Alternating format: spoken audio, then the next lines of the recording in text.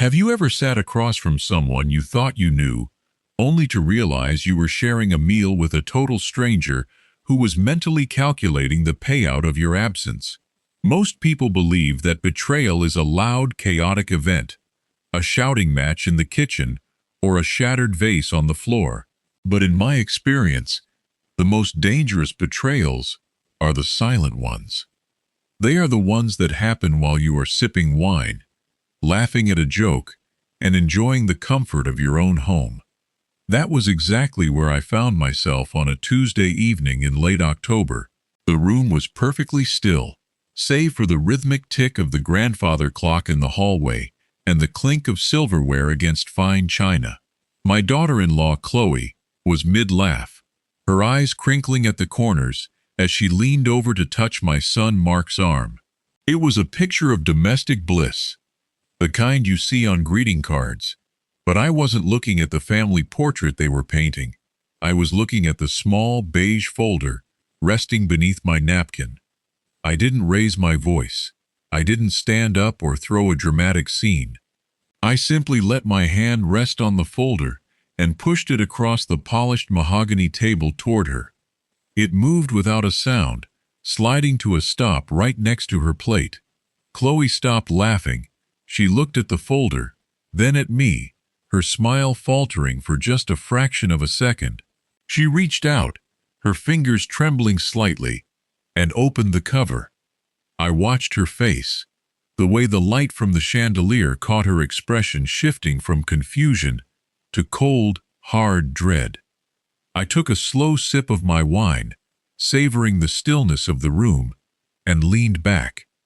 I told her then, in a voice as calm as a summer morning, that I had spent my entire life auditing people who thought they were smarter than the system. I told her that she, however, was remarkably easy to predict. I advised her not to touch the glass in front of her because it wasn't the only thing in the room that had been compromised. This wasn't a sudden epiphany. It was the result of a long, cold, and calculated process. For 30 years, I worked as a chief forensic accountant for a top-tier risk management firm in Chicago. My job was never about the math, it was about the lies.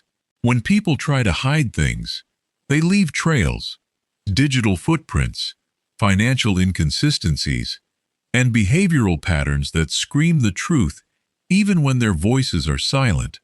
I spent decades in glass-walled offices, peering through spreadsheets and forensic documents to find the bodies buried deep within balance sheets. I wasn't a detective in the traditional sense, but I was far more effective. I knew how to read the intent behind a person's actions. I knew that when a company's numbers didn't add up, it wasn't because of a mistake. It was because someone was desperate, greedy, or arrogant. After I retired, the silence of my own house became unbearable. I needed a project, something to occupy the analytical part of my brain that couldn't just switch off. When I had a minor health scare, a simple high blood pressure issue that my doctor overreacted to, I used it as an excuse to move in with my son, Mark, and his wife, Chloe. Mark was a good man, hardworking and perhaps a little too trusting, which is often the primary weakness of people who are genuinely kind. Chloe, on the other hand, was always a puzzle I hadn't quite solved. From the moment I moved into their suburban home, I didn't look at it as a family living situation. I looked at it as an audit. I treated the household like a firm I had been hired to investigate. My background taught me that when a person is planning to commit a serious act, they don't just change their mindset, they change their habits. I started observing the small, microscopic shifts in their daily routine. I watched the way Chloe handled the mail, the way she monitored Mark's schedule, and the way she began to take an unnatural interest in the intricacies of our family finances. She was a woman who had grown accustomed to a certain lifestyle, the expensive handbags, the luxury car, the country club memberships. But lately, those things had become a source of anxiety. I could see it in the way she checked the bank apps on her phone when she thought no one was watching. I didn't interfere, I didn't ask questions. Instead, I just watched. I noticed how she would carefully curate the dinner menu, always insisting on preparing Mark's food herself, under the guise of being a loving, doting wife. She would hand him his morning coffee with a smile that never quite reached her eyes.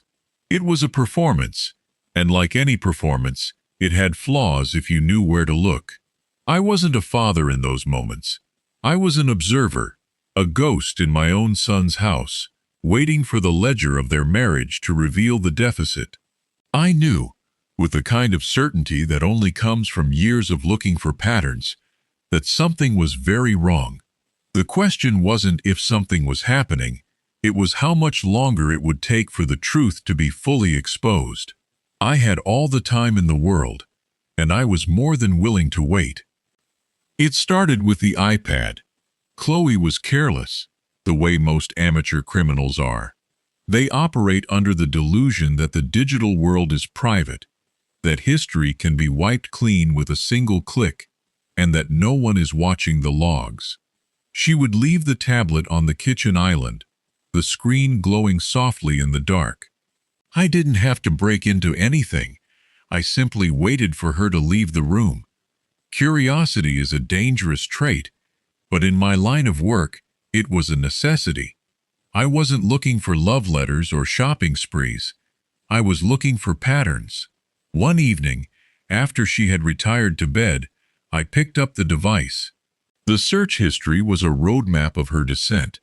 She hadn't just been looking up gardening tips, as she had claimed when I asked about the strange packages arriving at the front door. She was researching compounds, things that sound like innocent household chemicals but, in the right concentration, are entirely lethal. I saw the queries.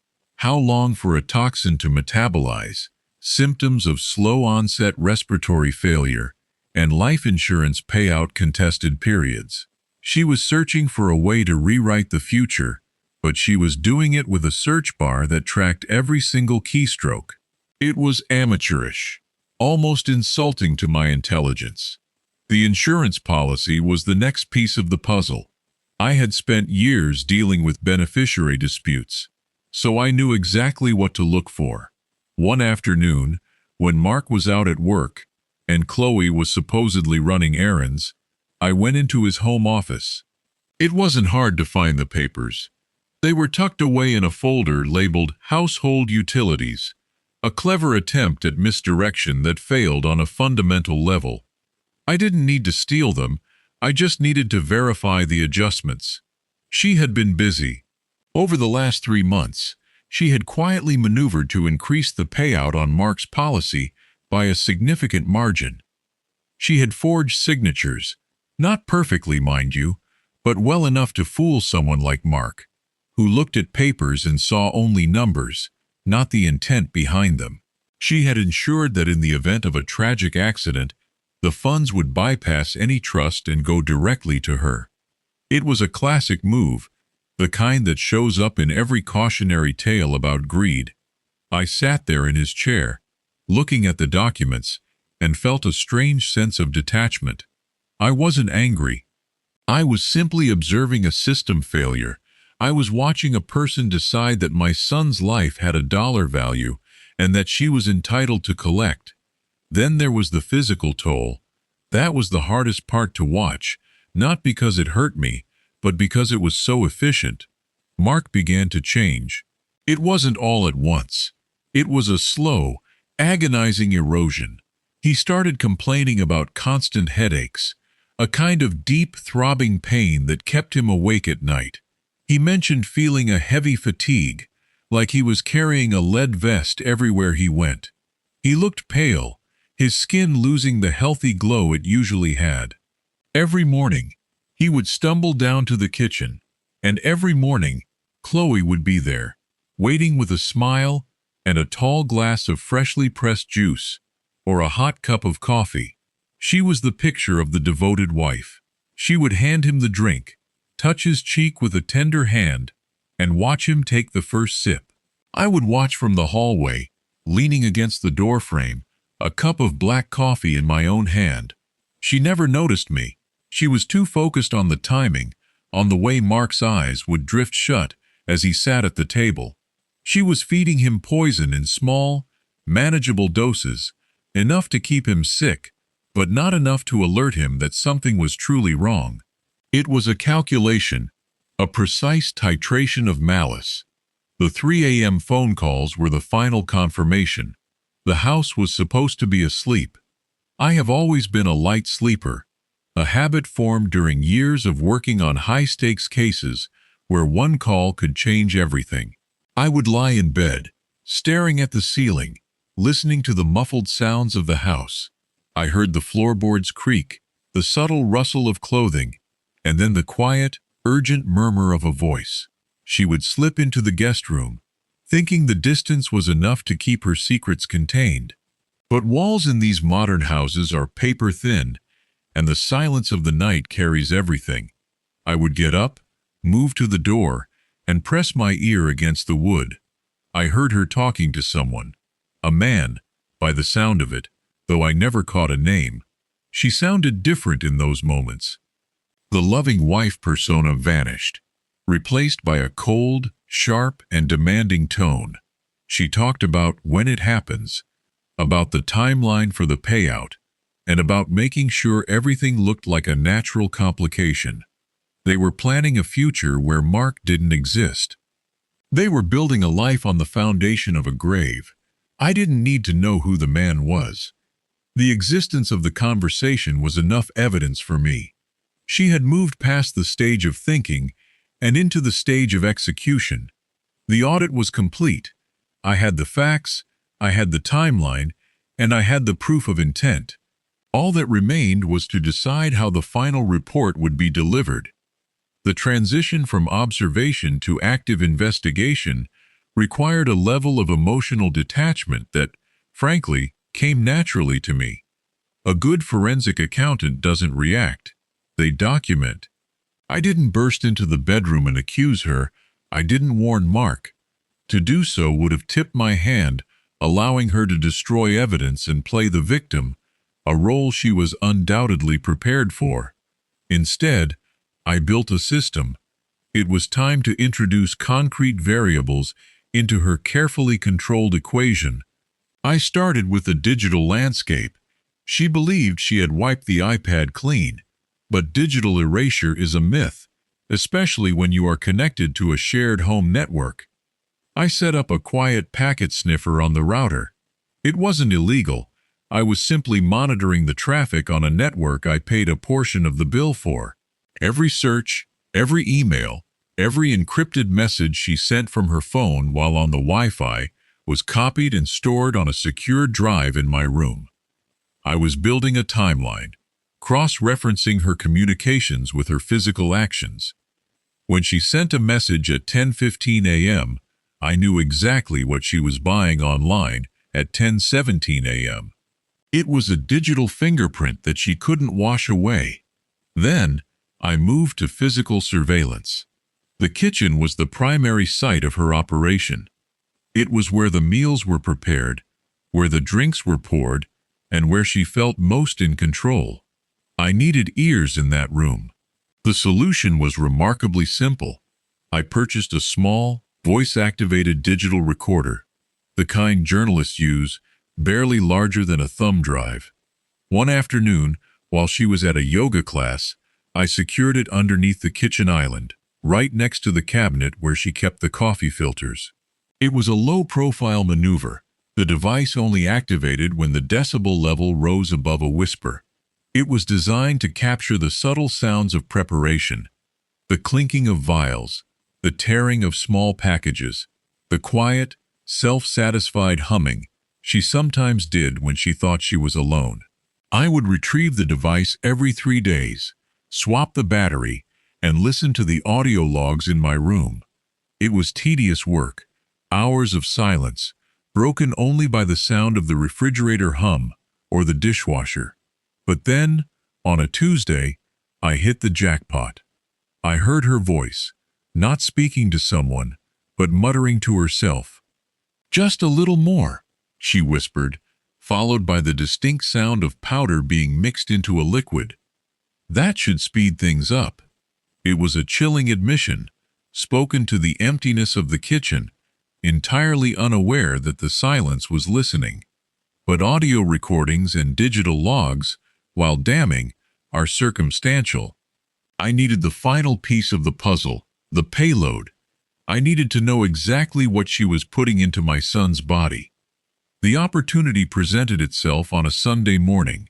Chloe had prepared Mark's usual health shake, a concoction of kale, protein powder, and God knows what else, and left it on the counter while she went to answer the front door. Mark was still upstairs, struggling to get out of bed. The window of opportunity was narrow, perhaps 60 seconds at most. I moved quickly, my steps silent on the tile floor. I pulled a small, sterile sample vial from my pocket, an item I had acquired specifically for this purpose, and used a dropper to extract a small amount of the thick, green liquid. I capped the vial, slipped it back into my pocket, and was sitting comfortably at the kitchen table, reading the Sunday paper, by the time she returned. I didn't even look up. "Mailman?" I asked casually. "Just a flyer," she replied, picking up the glass and carrying it upstairs to Mark. I watched her go, the vial heavy in my pocket, holding the physical proof of her betrayal. The next day, I took a drive. I didn't use a commercial lab. That would leave a paper trail that could be easily subpoenaed or tipped off. Instead, I reached out to a former colleague from my days in Chicago, a man who ran a private toxicology firm and owed me a favor for a rather delicate audit I had performed for him a decade prior. I handed him the vial and gave him simple instructions: full spectrum analysis. Tell me what isn't supposed to be there. 3 days later, the report arrived in a heavily encrypted email. I sat in my room, the glow of the laptop illuminating my face as I read the results. The report was clinical, sterile, and utterly devastating. High concentrations of thallium sulfate. It's an old poison, difficult to detect in standard blood work, flavorless, and slow-acting. It builds up in the system, mimicking the symptoms of chronic fatigue and neurological disorders. It was a coward's weapon, designed to kill without leaving a footprint. But she had made a mistake. She had underestimated the environment she was operating in. I printed the report, the printer humming quietly in the corner of my room. The case was complete. The evidence was irrefutable. I placed the document into a small manila folder, smoothing the edges with my thumb. The investigation phase was over. It was time for the final audit. The dinner that Tuesday was a masterpiece of manufactured normalcy. I had spent the afternoon ensuring that every piece of evidence was in its place. The house was quiet, the air thick with the kind of tension that only exists when a lie is about to collide with the truth. Mark was there, of course, looking tired and pale, his hand trembling slightly as he reached for his water glass. Chloe was in her element, playing the role of the devoted wife to perfection. She served the meal with a grace that would have been charming if I didn't know exactly what was simmering in her mind.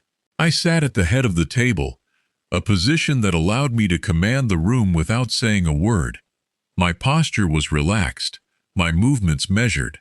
I watched her laugh at something Mark said, a light, melodic sound that didn't reach her eyes. She was waiting for the meal to end, waiting for the routine to follow its natural course, but she had no idea that I had rewritten the script. I waited until she was halfway through her meal before I made my move. There was no theatrical buildup, no sudden outburst. I simply reached into the inner pocket of my jacket, pulled out the manila folder that contained the forensic toxicology report and the printouts of her browser history, and placed it on the table. I didn't slide it with aggression. I moved it with the clinical precision of a professional delivering a quarterly audit. I tapped the edge of the folder, a soft sound that seemed to echo in the silence of the dining room. Chloe glanced down at it, her fork hovering in mid-air. For a second, she tried to maintain her smile, to brush it off as some strange old man eccentricity.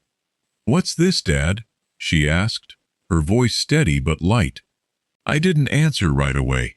I let the silence hang, heavy and suffocating, until the smile finally slid off her face like paint in the rain. I began to speak, my voice low and devoid of emotion. I didn't raise it. I didn't need to. I didn't need to accuse her of anything. I just needed to state the facts. I walked her through her timeline. I recited the dates she had purchased the thallium sulfate, the exact times she had accessed the insurance policy documents, and the frequency of her late-night calls. I watched her face as the mask crumbled. The confusion was the first thing to go, replaced by a sudden, sharp clarity. She realized that I hadn't been an old man with a health scare. I had been a ghost in her machine, recording, watching, and documenting every move.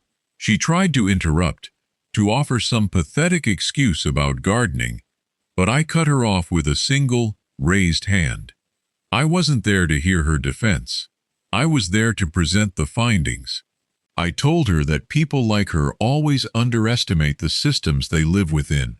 They think that because they move in silence, they are invisible. They don't realize that every action leaves a trail, and that I was an expert at reading the signs. The real shift happened when I mentioned the insurance policy. I could see the panic rising in her chest, a physical manifestation of her greed meeting its end. I told her that the policy she had spent months manipulating was a dead end. I had seen the changes early on, and while she thought she was securing her future, I had quietly initiated a reversal. I had contacted the insurer and placed the policy into a trust that required my signature for any payout, a move she hadn't detected because she was too busy focusing on Mark. I had made sure that the trust was rigged in a way that would trigger an internal investigation the moment a claim was filed, effectively trapping her in a web of her own making. She looked at me, and for the first time, she looked genuinely afraid. The arrogance was gone, replaced by a raw, desperate realization that she hadn't just been playing against me. She had been playing against a version of herself that was infinitely more competent, and she had lost. I watched her breath quicken, the way she gripped the edge of the table until her knuckles turned white. She was waiting for me to yell, waiting for me to be the angry father-in-law, because that was a role she knew how to play against. If I were angry, I would be irrational, and she could manipulate that. But I remained calm, an unmoving wall against which her panic broke. I told her that the police had already been informed, that the dossier was currently sitting in the inbox of a district attorney I had worked with for years. I told her that this wasn't a family dispute anymore. It was a matter of public record. She looked at Mark, hoping for a flicker of doubt, a sign that she could still control him. But Mark was looking at her with a confusion that was rapidly turning into horror. He was starting to connect the dots, to remember the meals, the health shakes, and the way he had felt every time she took care of him. The realization hit him like a physical blow, and the look of betrayal on his face was sharper than any knife. She tried to stand, to make a break for it, but she was paralyzed by the sheer weight of her situation. She was a woman who thought she was the architect of her own destiny, only to find that she had built a prison around herself. I didn't need to do anything else. The evidence was on the table, the truth was in the air, and her life as she knew it had already ended. She was no longer a person to me. She was a variable that had been accounted for and eliminated. I sat back in my chair, picked up my wine glass, and took a slow, deliberate sip. I watched her as she realized that no amount of tears, no amount of pleading, and no amount of lies would change the data I had compiled. The audit was over, and the result was clear. She was bankrupt, not just financially, but in every way that mattered. The silence in the room was absolute, a heavy curtain falling on the final act of her charade. She knew it, I knew it, And for the first time, Mark knew it too. The reversal was total. The confrontation was absolute, and the outcome was inevitable. I had spent my life balancing ledgers, and tonight, I had finally balanced the one that mattered most. The sirens did not wail with the chaotic urgency you see in movies. They approached with a measured, bureaucratic precision. There was no screeching of tires or dramatic shouting when the officers arrived at the door. I had opened it for them, my posture relaxed, my hands empty. They knew exactly what they were looking for, and thanks to the digital and physical dossier I had prepared, they didn't have to waste time asking questions. I watched as they walked into the dining room where Chloe was still sitting, her face now completely drained of color. The handcuffs didn't make a dramatic noise. They just clicked, a quiet, metallic sound that marked the definitive end of her performance. She didn't scream or fight.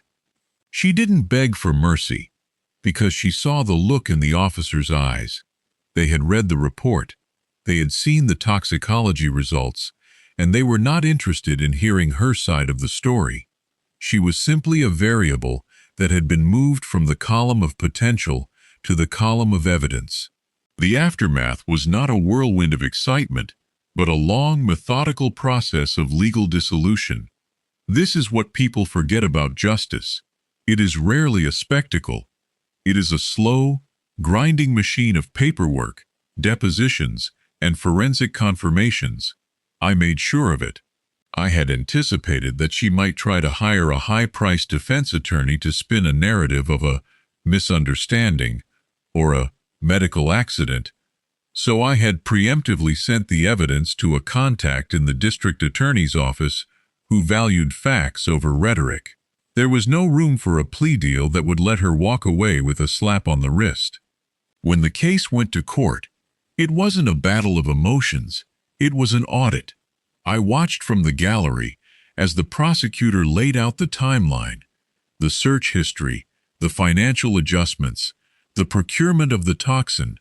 It was like watching someone dismantle a house brick by brick. Every lie Chloe had told was cross-referenced with data that proved her intent, and every attempt she made to obscure the truth only made her look more calculated and dangerous. The social fallout was just as absolute. A person like Chloe lives for the external validation of a curated lifestyle, and when that structure collapsed, she was left with nothing.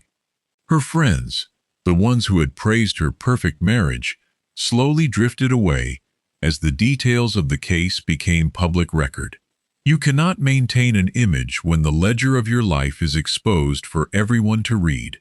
She lost the house, she lost her standing, and most importantly, she lost the ability to ever control a narrative again.